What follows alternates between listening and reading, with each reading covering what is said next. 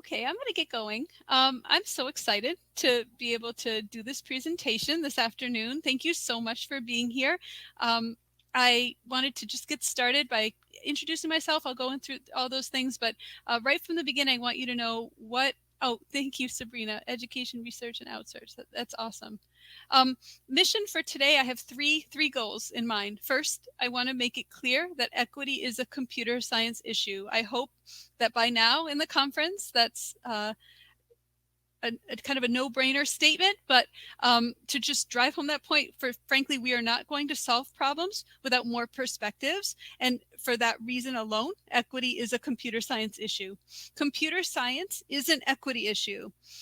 Access is not equity. We know this. So there must be some other social or cultural reasons why students are not opting in. And this data analysis is partly related to getting to underneath what are those reasons. And then the third thing is that CAPE. I'd like to make the argument that perhaps CAPE, this tool originally applied to the state of Texas, may be used in various degrees to illuminate inequities and to be able to get to the bottom of what causes those inequities. So at this point, I'm going to switch over to the presentation mode, and I won't necessarily be able to see chat. I will tell you that I'm going to set a timer for myself, and my plan is to stop at in about 45 minutes to check to see if there are any questions or any things in the chat, and I'll come back to the chat and I'll be able to see more of you then. So thank you again so much for joining. First, I'm Jackie Corricelli. I'm here because I see data as a way to highlight and empower student voice in computer science. If you want to email me, there's the email address. A little bit of my personal background. I was born and raised in Connecticut. I spent 3 years in Massachusetts, more on that later, but born and raised in Connecticut. And as far as background, though, that's not really where my story began, although that's where I was born. My parents were both born in northern Maine on farms. And so when their family emigrated down from northern Maine to Connecticut, both of them spoke French before English. My mom, in fact, started kindergarten speaking no English at all. And both of my parents, though my dad went to school, to college, university, my mom never did. And so for me growing up, college was a question mark. I wasn't necessarily sure if I was going to attend school or not. I can remember taking an AP US history class in high school, and I happened to be taking it with my cross-country coach. That was the only reason I enrolled. And each day, depending on how my grades went, if I got an A, I was going to college, and if I didn't, I wasn't sure if I was going to college. It was that much of a question mark for me. But that course, that teacher, and the work of so many people in that school built me up. And so I felt like I was ready to be able to go to college. And so I think that's why I kind of come full circle. I'm still so committed to education as a way to fix inequities. And I think that's why it's cool we're here. I did end up at University of Connecticut, which was an amazing experience for me. I love horses and dogs, as you can see, and they had horseback riding there, so that was my first entry point. And then from there, I studied math and statistics, and whenever things got hard, I went and visited with horses, and they helped me through. Interestingly enough, I never took a course in computer science while I was at the University of Connecticut, partly because I wasn't quite sure what it was, and partly because it seemed a little off-putting, like a little scary for me at that time. But the good news is when I was interviewing at a career fair at UConn, Raytheon recruited me and said, hey, how would you like to figure out how or find out how a fax machine works, or maybe a radar? And I thought to myself, my gosh, yeah, of course I would love to be able to do that. Let me try this. And by then I had sort of the confidence and the wherewithal to be able to represent myself in an interview well, and earned a job offer as a software engineer, even though I never took a course in programming. But I was in good company. There were a fair number of people that were hired at that time. It was the year 2000 without necessarily having the exact degree they needed to work in software. From then, I did definitely take some courses in computer science, and kind of fast forwarding from there, now I'm a computer science teacher. I was originally hired as a math teacher, and I've transitioned now to teaching full computer science. And not only that, but I'm also in a new role in my district as a pre-K through 12 computer science curriculum specialist, which is in a very unusual position in Connecticut. I'm hoping it becomes less unusual, though, as districts around us see what we're able to do as we move this forward, and also as we work with other districts too. This is the beginning, I think, of that work. CAPE has been sort of a channel for me. If I kind of go back to the work at Raytheon, the work that I did there was radar on a blimp. So it was radar elevated and looking over at different tracking of targets, seeing what is out there in the environment, and also being able to prepare for those in terms of scheduling time and also resources.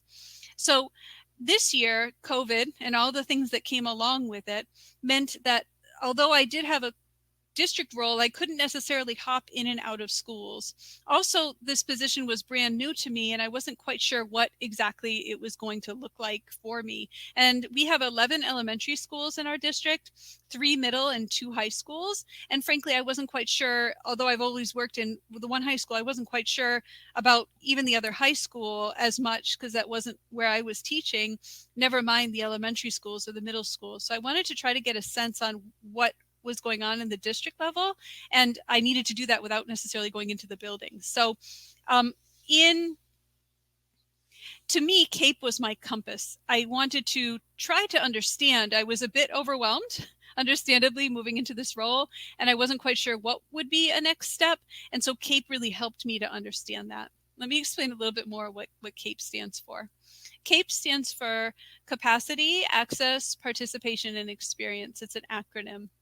This was adopted, and I want to make sure I'm giving credit because attending the 2020 CS State Policy webinar on October 2020, put on by Code.org, ESEP, and CSTA, was an amazing experience for me, in part because I learned about this CAPE framework. Originally, CAPE was a framework that was created by a Google CSER grant earned by the University of Texas in Austin. And I hear a beep, I'm not sure what. Okay. By the University of Texas in Austin. And they did it for the state level. What I experimented with this year, and that's the subject of this presentation, is trying to take CAPE and map it over to our district, which to my knowledge hadn't been done before. I couldn't find any resources on it. So the point of this is to really share how CAPE made a difference for me in this district role. And hopefully then I'm able to save you some work if you're considering applying it to a district or maybe a similar sort of situation like a larger school system, etc. CAPE has, again, 4 parts. The capacity piece of CAPE is looking at whether or not there are enough resources to support and maintain high quality computer science instruction. Sorry. The A in CAPE is about access, focusing on whether or not students have the opportunity to learn computer science. Participation piece is about measuring the extent to which students are actively engaged. What does it feel like when they're in computer science? And then experience is the outcomes or the results.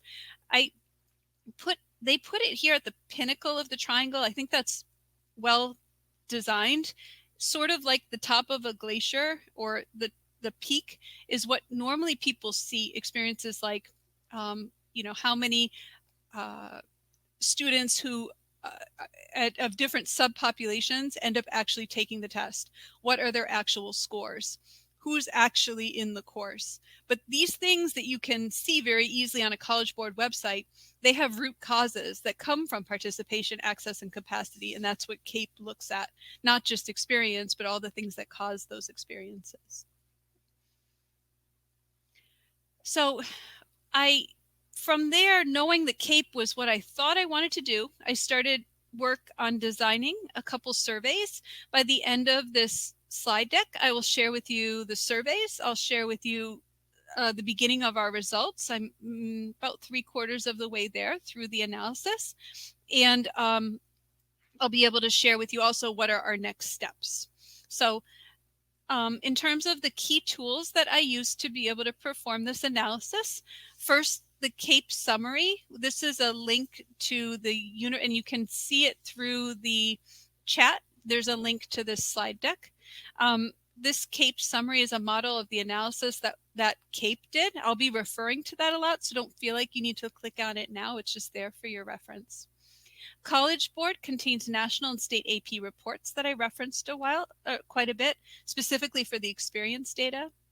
EdSite is a state Department of Education website that it requires districts to post data related to all different types of courses, not just computer science, but computer science is among them. The PISA questionnaire framework was used for a mid-year survey design. That was used to gather student perspectives. How are they feeling in the courses? Student surveys were used at the start of the year and then the mid-year. If you click either of these links, you can actually see the survey tools that are here. Obviously they're set up right now for the schools where I work, but feel free to borrow, adapt, and the same as the mid-year. The beginning of the year was more about, hey, why did you take computer science? The mid-year was about, now that you're here, how are you feeling here?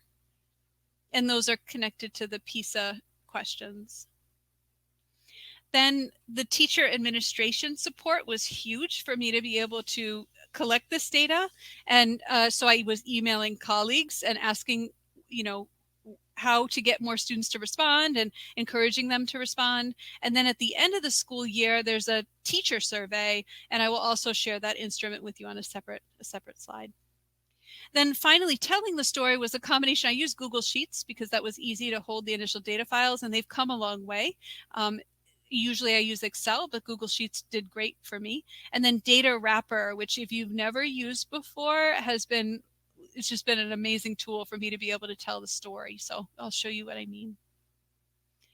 Our results are here with a structure in place. This is what we've learned so far. First, the big key is that there is not one solution. I have an image of a tree here, and a tree is not just the top, it's all the roots. And there's so many causes for the inequities we're seeing in computer science today. And so I believe glass half full, that means that there are many solutions to the inequities. And some are low-lying fruit. Others are going to be a much larger reach and require a little more planning. I'll explain more about that. We're going to start with capacity. And again, to remind you, capacity is here. So we're starting at the bottom of the triangle, and we're going to work our way up through access, participation, and experience. Capacity is about, are there enough resources? So what happened in the University of Texas study is that they looked at teacher certification relative to the income. In our district, for us, it's one district, so that approach wouldn't necessarily work.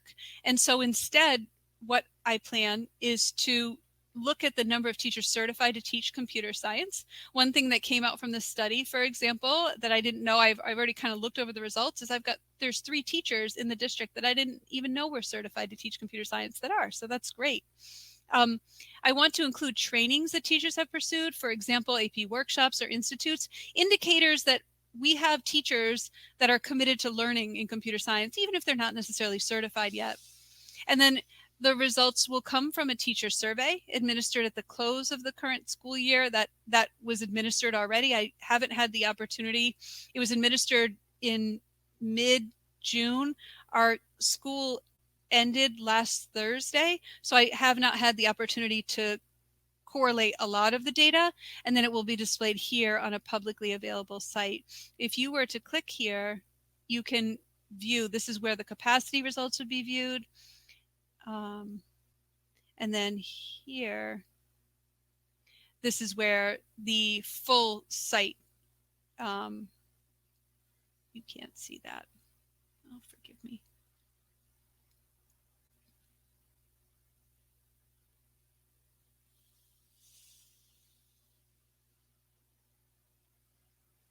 I am going to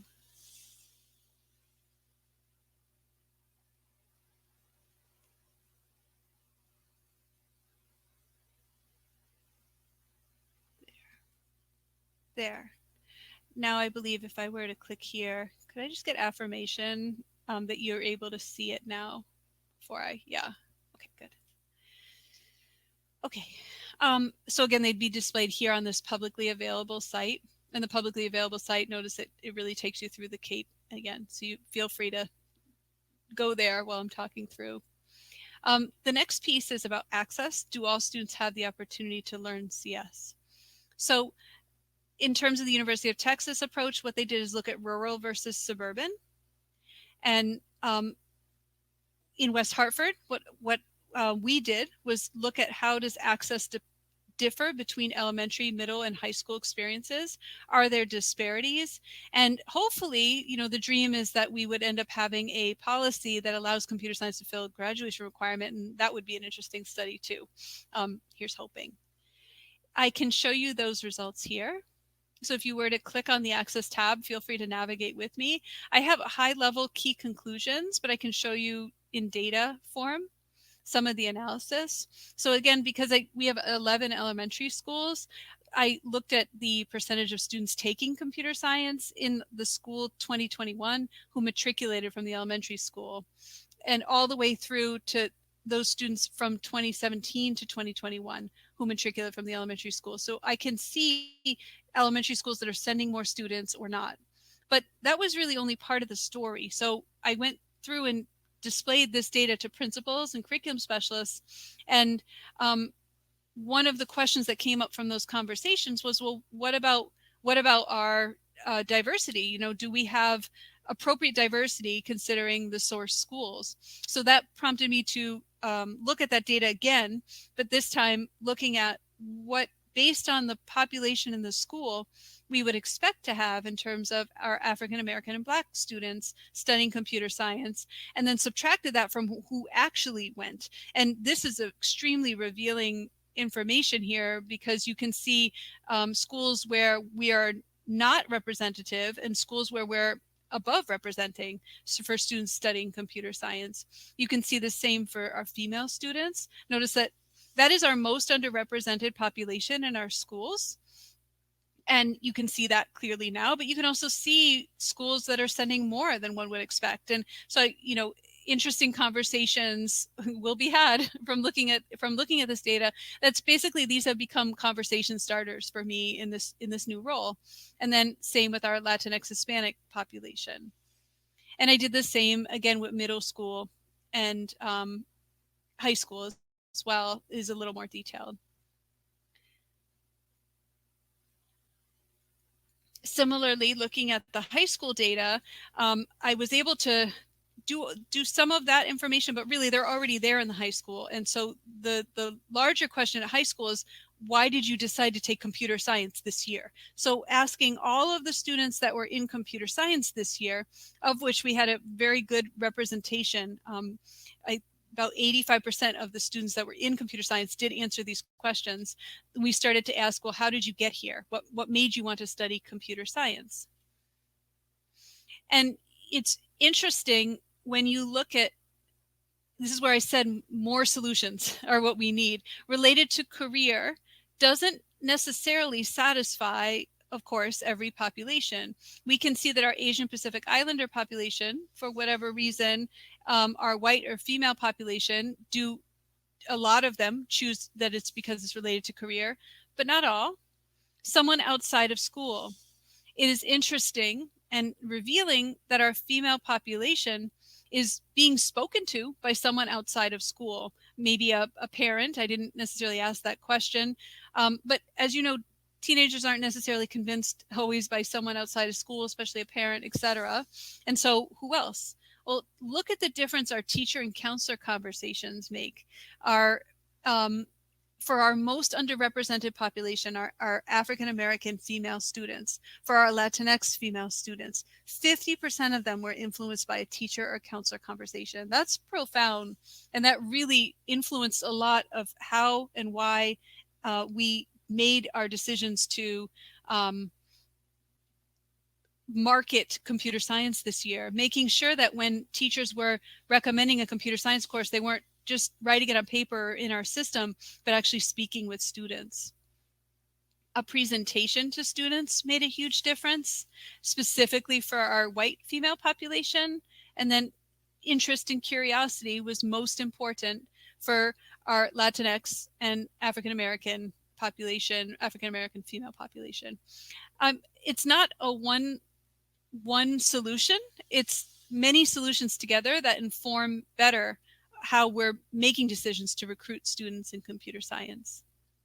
So that sort of wraps up access. Then we're kind of moving up the triangle to participation.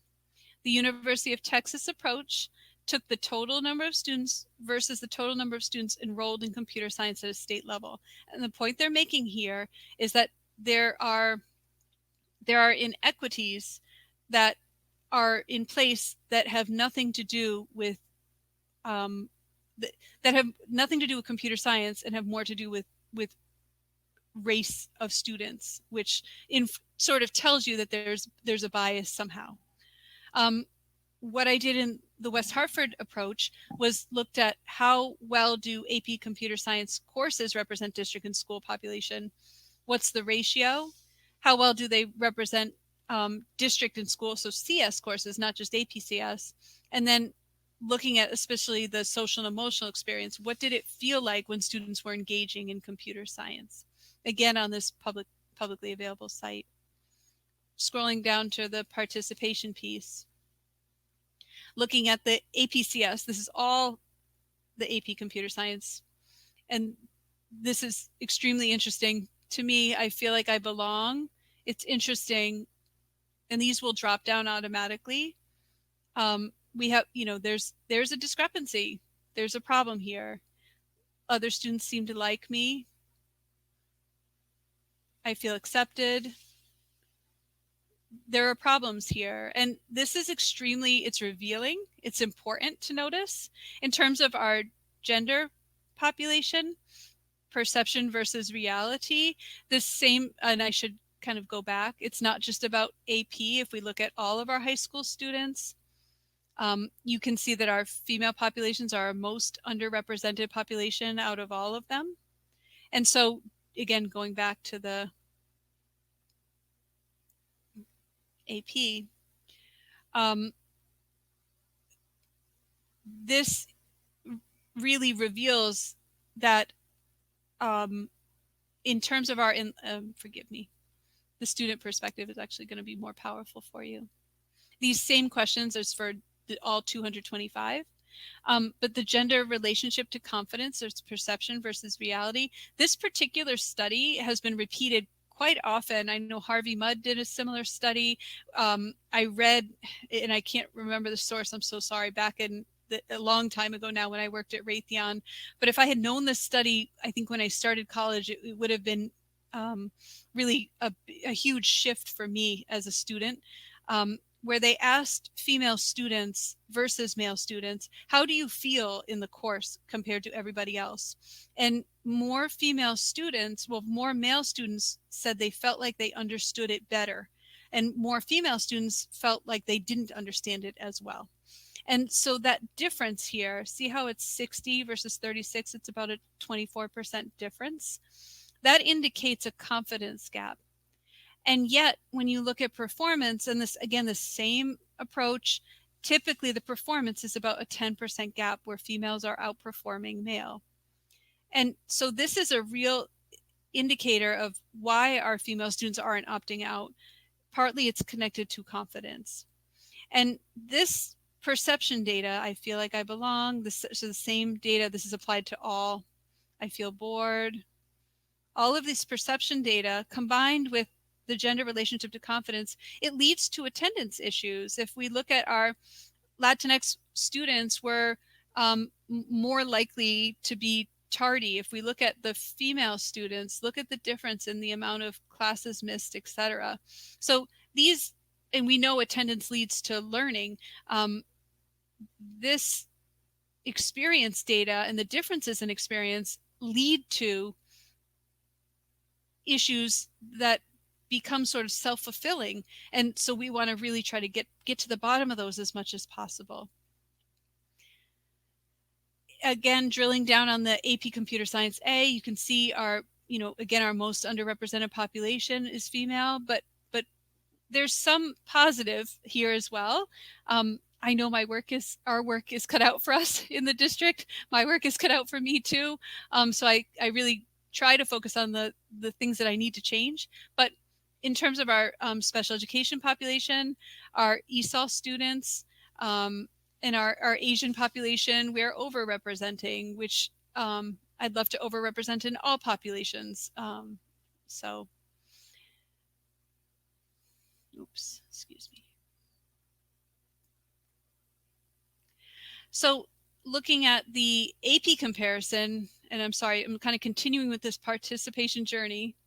Looking at the AP comparison, a lot of studies suggest that if a student is taking AP Calc, that means they're probably STEM bound, and they should probably then be taking AP Computer Science A, because both courses would be what they'd see at semester 1 when they're starting school, and not having experience with AP Computer Science A could really hold them back. So what I'm hoping for is a 1-to-1 ratio in the students taking AP Calc to AP Computer Science A. So you can see nationally, and I can click on this and we can actually see it live. You can see nationally that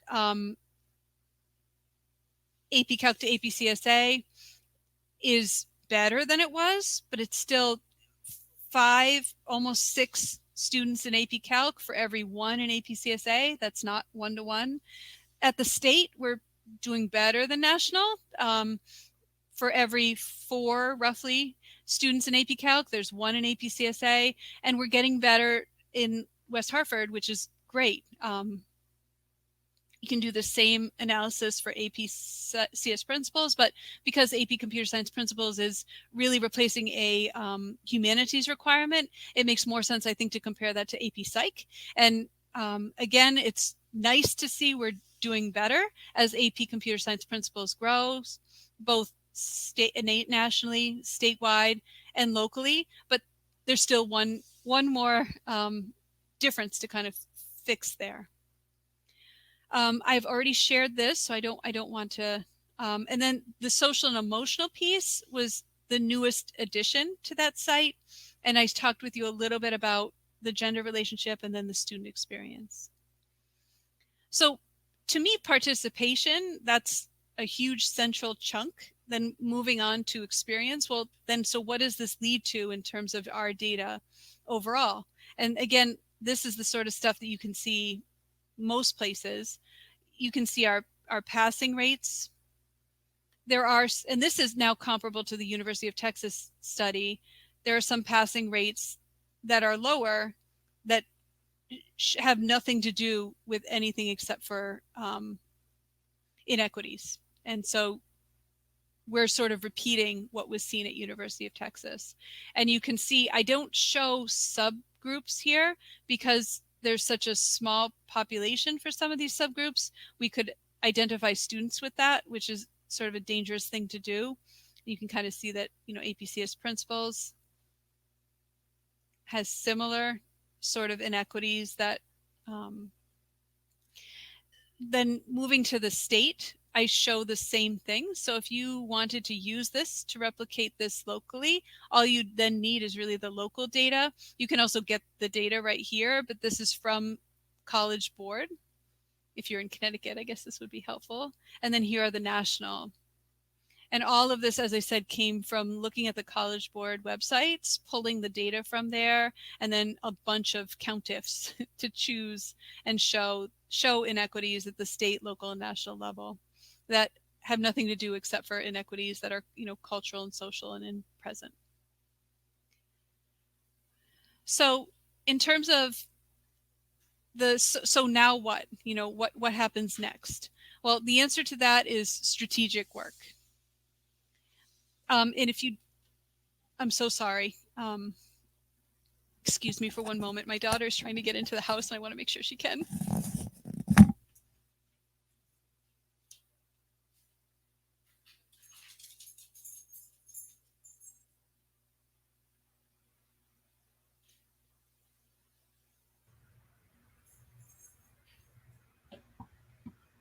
So we all understand that. So I mean, so far it's been a wonderful presentation.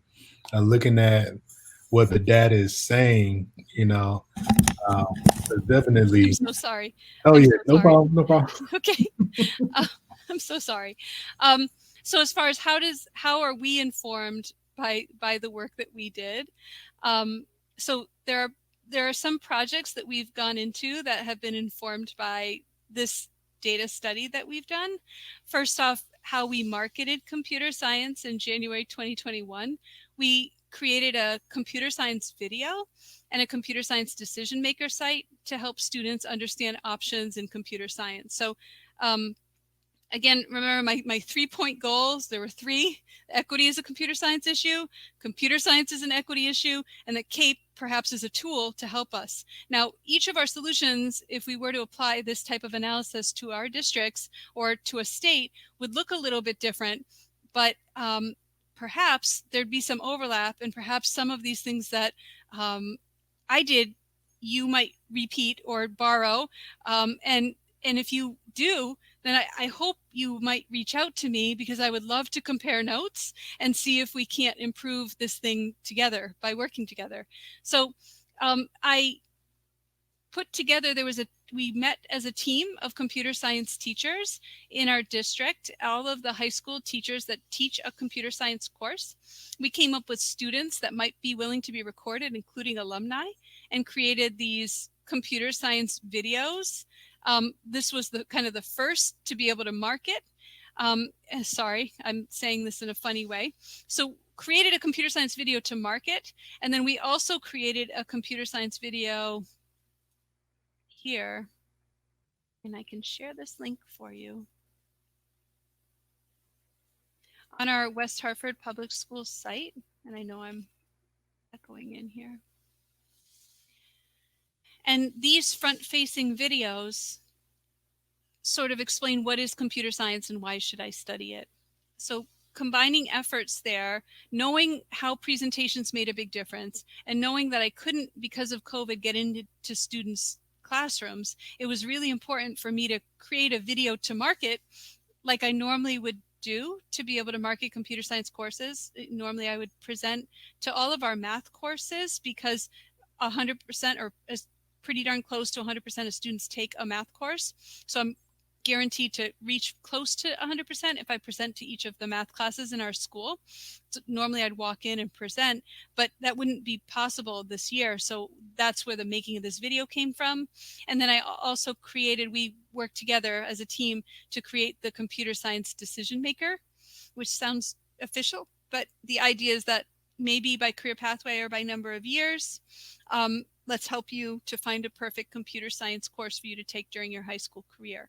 And just to give you a sense of the course offerings that we have in our district, there's CSA, CS Principles, there's Computer Tech, Crypt and Cyber, Exploring CS, Game and Web, and Intro to CS. And some of these are taught by math teachers, some are taught by technology engineering teachers, some are taught by, well, next year we'll have one being taught by an art teacher for the first time. So the dream is I don't see, well, I hope it would be amazing if perhaps in the long run that our computer science teachers came from multiple departments as best as we could.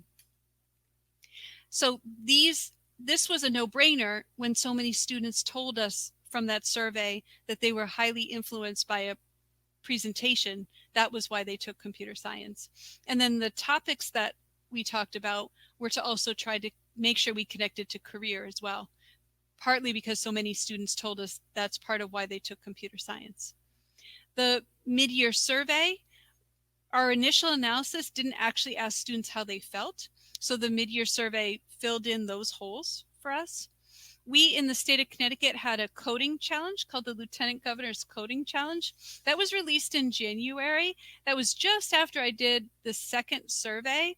And we saw that as an opportunity to be able to try to experiment with high school computer science ambassadors mentoring middle school students. We did that from January, late January through to mid-April. I'm still smiling about it because it was so amazing watching the high school students, mentoring the middle school students, and then seeing our end of year celebration. It was amazing. And part of that, again, was influenced by, again, that data sort of telling me, hey, other people around me telling me this is important and cool and that I can do it really influences why I would take computer science. And then ongoing conversations and plans moving forward. This data, as you can imagine, I've presented to our elementary school, our middle school, and our high school, and it is a compelling conversation starter. What it does is it disallows someone from saying, I just don't think students care or are bothered if they're the only female in a class. And I can kind of prove that that's not necessarily the case. Or I think that our students are all treated the same, or I think access is what matters. And as we're providing access to all students, what's the problem? And again, you can really see that there's that access alone is not enough, and the data sort of proves that point. And then also we have a plan to hopefully, as best as we can, get more of our elementary schools, more of our middle schools to consider participating in the Hour of Code next year. We're also conceptualizing a dream about Team CS, which again, I can't stop smiling about. It's 12 teachers and a couple leaders in the district who would be a part of this team to be able to move the district forward. It would be 4 elementary, 2 middle, 2 high, 2 business representatives, and 2 students. To be able to meet throughout the year to develop lesson plans and move computer science sort of like a dandelion approach, meaning like you plant one dandelion in your yard and pretty soon it spreads all over the yard. But it's not because it's like a tidal wave, which can feel really forced. And yes, that does cause change, but it's too much, too fast. This is more natural, and hopefully we'll feel, sorry for the pun, a little more grassroots. And it's much more comfortable for me too. Why STEM stands for Women in STEM. They're going to play a really central role, and they're so excited. We're talking about doing a formal mentorship program where our high school students are mentoring our middle school students, organized by YSTEM. And I'm very pleased to announce, this is big breaking news that I haven't formally announced in any place except for here, that I'm so excited about, and that's Connecticut. University of Connecticut won a Google CSER grant. So if you kind of think of it, CAPE was a Google CSR grant. It got me here to be able to talk with you about all this crazy data. Now I'm going to get to be a collaborator on this grant that's connected to data science and artificial intelligence, and using data science and AI inside of math and science courses to be able to help teachers and students integrate, I said integrate, computer science inside of their classes. So that's pretty exciting. And I know that wouldn't have happened if it wasn't for me talking with a couple people at UConn about this data and some of these inconsistencies, and it just empowered them to want to make a difference in the state. So, and they had already, of course, they were already, partly sold on it anyway. They were already amazingly and committed to equity too. I don't want to take all the credit, but this provided something that I could point to sort of prove it in a system. So that was great. Then the district curriculum site, which I already shared with you, that's here. Just kidding, it's here. And that district curriculum site is organized by like our clubs and special events, our team CS and equity is where the CAPE stuff lives, resources that were created. All of the design of this site was completely influenced by the results of the survey and, kind of what students told me they wanted and what teachers told me they needed to, based on the end of year survey. And then finally, the Computer Science is Everywhere webinar series that I executed throughout this school year. This was a series, and there was only 3, but this wasn't all I did, as you can see, during the school year. But these 3 kind guest speakers spoke in the evenings on a webinar, and any high school student could attend. I think next year I'll open it up to also middle school students, but these students could attend at 7 p.m. and it was on a Monday or Tuesday night to be able to learn from, Stacy was a Conard alum. Many of these students were alum. And then this person was just a really nice person who worked for a startup company in Connecticut. And I plan to continue on with these CS is Everywhere series, partly again, because we know that students understanding that it's connected to career helps them to be able to um, understand why they should study computer science. So that leaves me at exactly where I wanted to be able to take questions and hopefully see some faces. I'm really hoping. If you have any questions at all, you can find me at this email address. I love receiving emails. One of the things I miss the most is connecting in person with people. And oh, thank you. Now I can see the chat. Thank you so much. And I agree with you. One of my favorite things is to be able to like sit in a room full of people and solve problems together that you couldn't solve alone. And I feel like this is a chance to be able to do that. So I'd love to know your thoughts. I'd love feedback. I'd love if you have any questions at all. I'd love to be able to answer or address any of those as well. And thank you. They said it feels like a bit of a whirlwind because school just ended for me last Thursday. So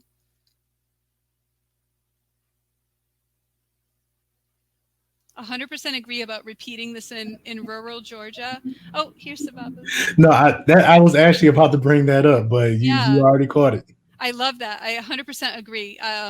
You know, where I live in Connecticut is actually pretty rural, and my parents come from, um, in northern Maine.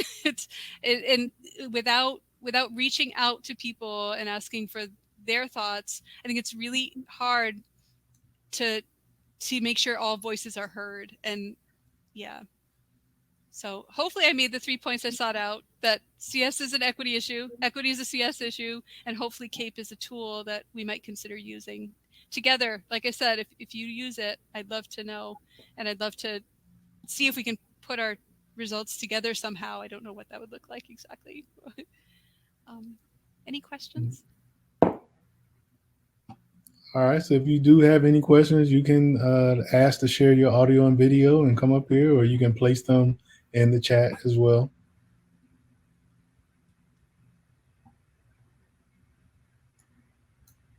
I just like the fact that you were able to gather the data so you can change people's perceptions. I mean, because a lot of times people will say a blanket statement and Yes. just think, oh, everything's okay, or oh, Yeah. it's this reason why Yes. there's not representation in CS classrooms or what have you. But you're going right to the sources, Right. so I Thank you. really enjoy looking at that. Thank you.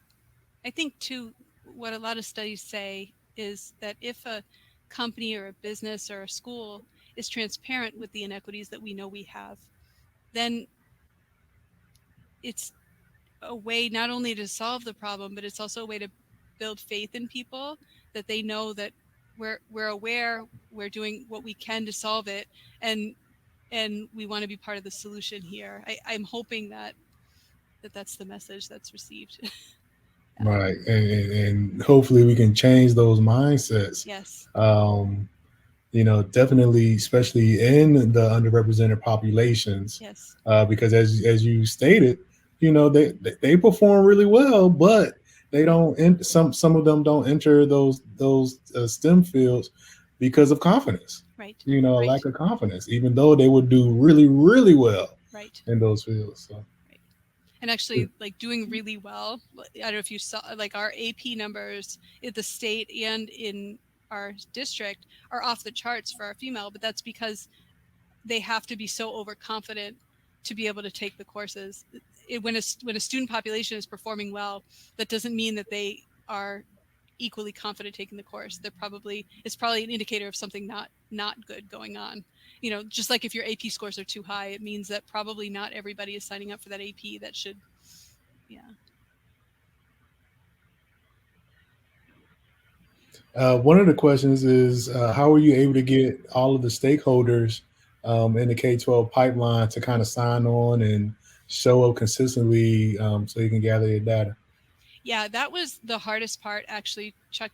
You're spot on. That was the hardest part. It was a lot of pinging people and reaching out to people and making sure that they understood why I was doing this. It wasn't to bother them, but to be able to share where we're at and to move us forward.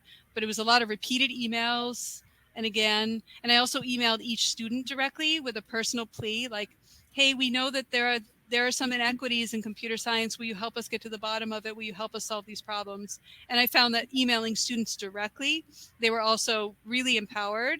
I also showed this to my students because I teach AP Computer Science Principles, AP CSA, and Encrypt and Cyber, Cryptography and Cybersecurity this year, and I showed this to a couple of those students, and they were ready to fight for equity alongside me. They're like, this data shows me so much. I'm ready. Show me the superintendent's office. I'll talk to him. He needs to know that this is going on. I'm like, no, he knows. But it's amazing how the students want to be a part of the change too. Yeah, definitely, and that's what we need. We need that fire. We need that young spirit to kind of help us out. Yes, because it directly affects their future. yes, you know. Yeah. So yeah, I mean, this was a great. I see fantastic job. Congratulations all through the chat. Oh, thank you. Definitely. And data wrapper, yeah, think global, act local. I love that, Chuck. Yes, I agree. And I can't say enough about data wrapper is the software that I used for the data analysis. It makes it so dynamic, and you can connect it directly to a Google Sheet. I didn't figure out how to do that yet. I'm working on that part, but you can also just drop the data straight in. There's a river on data wrapper that you can use. You can go shopping there to be able to find examples that you like. That's sort of how I taught this to myself. I found a river graph that I liked. I thought it was close to the story I wanted to tell, and then I dropped my data into their display and figured out how to go at it, kind of reverse engineered it. But I can't say enough about that website. It's so fun. And the displays are so much more dynamic and rich. Yeah, we saw.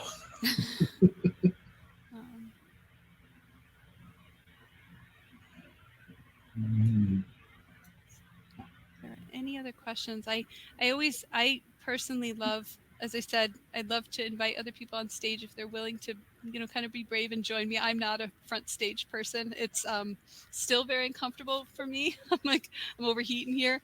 So I'd love it if you join me. I always have a ton of questions at the end of presentations, and I hate it when I don't have time to ask them. So I wanted to, out of respect for anybody, leave time for questions in case I can help anyone. So please don't be shy. And once again, you just share your audio and video. Click on that button, and we'll go ahead and let you up. I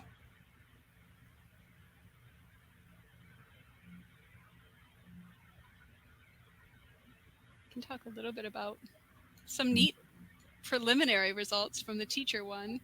Oh, Chuck, thank you so much. Thank you. Some preliminary results from the teacher. That's that I think a lot of people assumed with the teacher survey that maybe those teachers from 1 to 10 years would be more excited about computer science perhaps than teachers that are 20 to 30 years experience. And that's not true necessarily. They're about the same, which I thought was interesting. You might think that based on school level, like I teach elementary, if someone teaches elementary versus middle or high school, there are some people that sort of speculated that elementary school teachers would be more nervous about it than high school teachers. That's not necessarily the case. I don't have the data in displays yet, but the differences were negligible, which I think is so important to know, because now when I'm speaking with those teachers, it removes some of the bias that I think I might have had along the way if I didn't kind of collect that data ahead of the meeting, which is neat.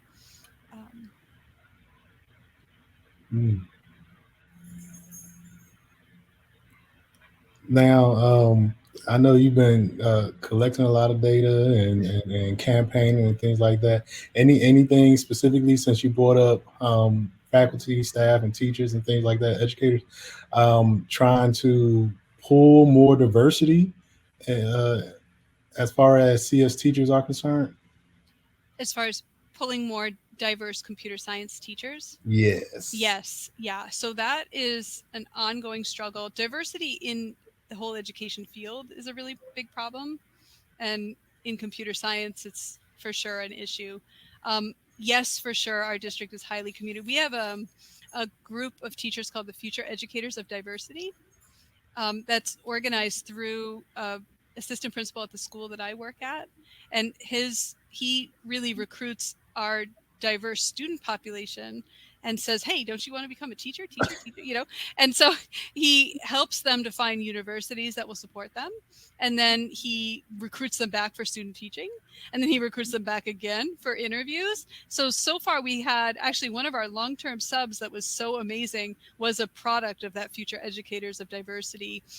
She sort of stepped in. We had hired a bunch of long-term subs this year because of COVID and everything, and so she stepped in to help us quite a lot. She was in my room quite often. Now he's the one that I keep talking to about, math or computer science, trying to get can I please speak with the future educators about would they consider teaching computer science too? And so he agreed that next year I'd be able to do that. So we have this year was a year of trying to get me some on ramps, because as you know, real change takes time. Meaningful change takes time. So I know that I'm very confident that I have an on ramp with him now to hopefully be able to talk with some of those students so that they can, hopefully not be as afraid of computer science and maybe consider teaching it one day too. Even if it's integrating it, teaching it in their elementary or middle school classes, that they don't necessarily need a certification to integrate computer science. And he's going to hopefully give me some opportunity to meet with them. So that's one angle. Then also the UConn grant is another angle, because that's, data science and AI, and integrating that in our math and our science courses. So if we can get more teachers experimenting with integration, then hopefully that will lead to more teachers and more diversity inside of the computer science field. Okay, awesome. Yeah, great question.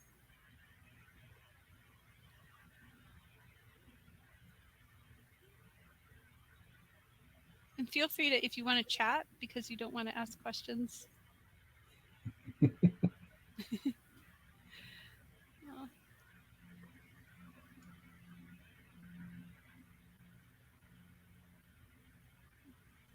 I don't know if it's Catalina. Thank you so much. Or if it's Catalina. Thank you so much for your fantastic job. And Joe, thank you.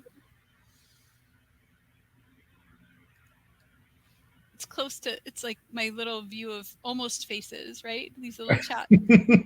Oh, Sabrina, you're welcome. Thank you so much for being here.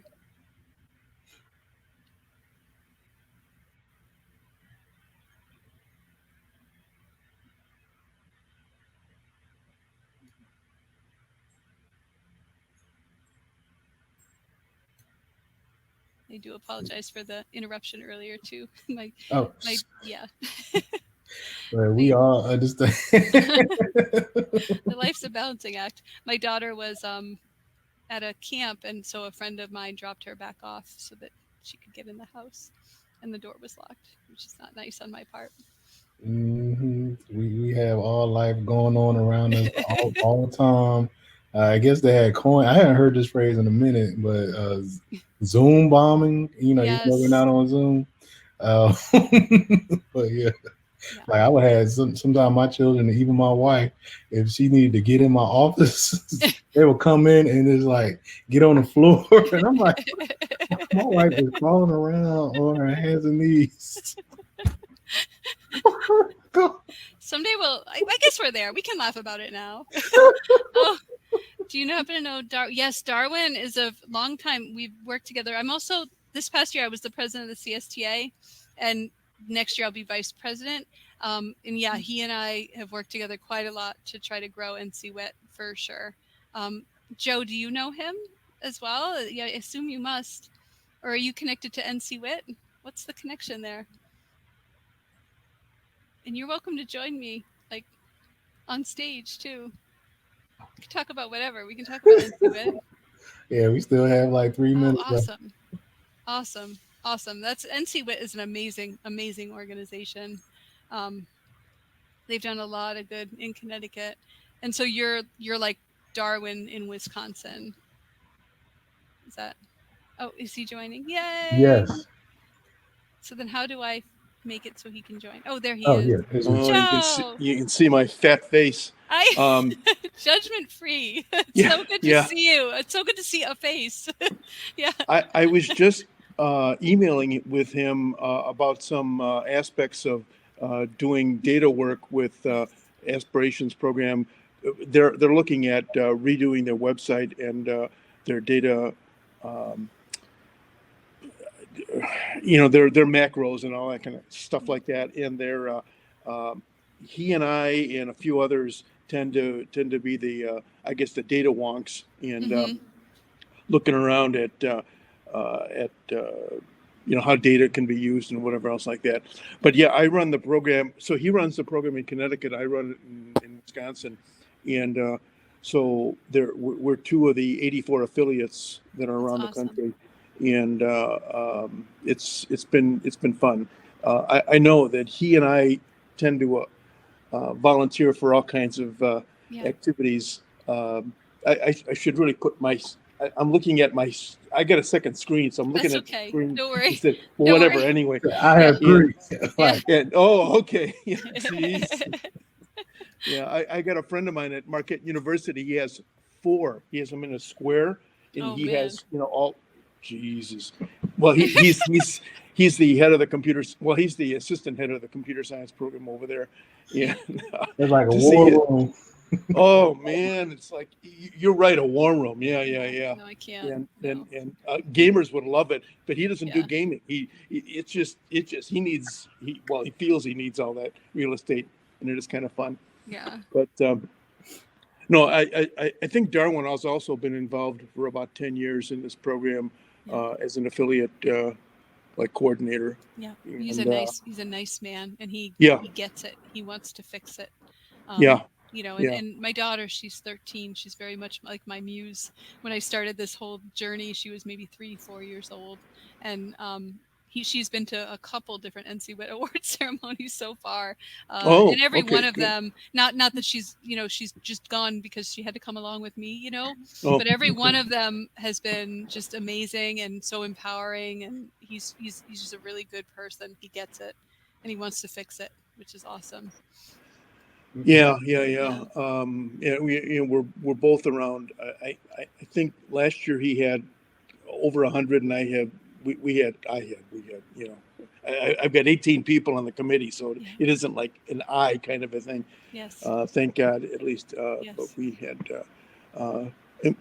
produce a booklet and stuff like that, but also try to get the community engaged with the girls, and actually in our case, so I'm sure we've got a square mileage difference. Like we're much larger than Connecticut. Yeah. So our challenge is to get more girls from just outside of the southeastern Wisconsin area, which is where the vast majority of the population is. Yeah. And then the other challenge is to get the urban schools. Oh man, it's like pulling teeth. And I taught in Milwaukee Public Schools for 34 years. I know what it's like to deal with those crazy district people. Yes. But I was really impressed. I wasn't able to catch the first, maybe 5-10 minutes of your thing. But I was really impressed with the statistics and the stuff that you came up with. And CAPE is, tell me about that, CAPE. It stands for Capacity Access Participation Experience. It was put together by the University of Texas in Austin. It's a it was a Google CSER grant actually that they earned, and they applied it to Texas. And I learned about that at a code.org CSTA ESEP thing. Hey, Lynn. Hi. Hi, Jackie and Joe. I saw you on screen and I said, I have to show up and say hi. How are you? Crashing conversation, but oh my gosh, it's so great to see you. And, So good to see you you know, too. yeah. And Jackie, your presentation was amazing. Thank you for sharing thank that you, information. We are doing district workshops, and I asked Sabawi to help proctor your session to see if we might be able to learn from what you're doing. So we really appreciate you sharing that information. If I can make it so that someone else doesn't have to invent it, that's great. And as I said, like, let's work together. It'd be so interesting to compare and contrast, right? Like if Georgia's doing better, or if a district in Georgia is doing better with this than we are, then I want to know what they're doing. And it'd be interesting to know, like, the reverse too, like I could see where this could be a conversation starter, districts working together, which no. No, it was super helpful. And I was just telling, I think maybe Joe, I responded to one of your posts yesterday, and thinking about cross-state collaboration. Why wouldn't we do that? Learning from each other and moving forward together. Which is really the wonderful thing about this whole. You've done now actually 3 workshops. Not workshops, but I mean summits and everything else, Lynn. And these are models for what we should be doing in Wisconsin and God knows where, everywhere. But it's really neat to hear, meet people like Jackie, who's doing some really nifty stuff that I think should be replicated or should be replicable, so to speak, or whatever. And but Lynn, you got a wonderful model here that I'm trying to share with the CSTA Wisconsin leadership. Matter of fact, I'm meeting with them 2 days from now, and this is going to be front and center. Like, why aren't we doing this kind of thing? Yeah. Well, anything like Jackie said, anything we can do to help each other out and not reinvent the wheel, is I'm all for that. But thank you so much. I just had to come and say hi when I saw both of you. It's like, I'm glad. Thank you. I hope you can stick around and enjoy the rest of the summit. It's just a couple more hours, but either way, we'll stay connected. And thank you so much for everything. Welcome, Lynn. Thank you so much. Take care, okay? Bye-bye. Bye. And Jackie, I'm going to put you in contact with another woman that I work with who is kind of a data wonk at Marquette University. It just dawned on me that you and her, you guys can talk, that kind of good stuff. Maybe I'll be involved too, but her name is Heidi Williams, and I'm sure she'd want to at least meet you, and she's into that kind of stuff. So that would be amazing. Joe, good. Nice to talk with you. Oh, you know what? Can you give me your email address? Sure. I know you had it up here somewhere. Sure, but it's right here. I'll drop it in the chat. Oh. There. Oh, Jay Corricelli. I hope I pronounced it right. You did. Good. Thank you very much for a wonderful presentation. You're welcome. And thank you so much for being with me on the stage too. It's sort of lonely up here. Yeah, it's sort of weird. I'm also, whatever. Yeah. Anyway, good luck. And I'm sure we'll be in contact. I agree. I'm sure we'll see each other in real life someday, right? Yeah. Maybe that would be nice. Yeah. Bye. Take care. Bye-bye.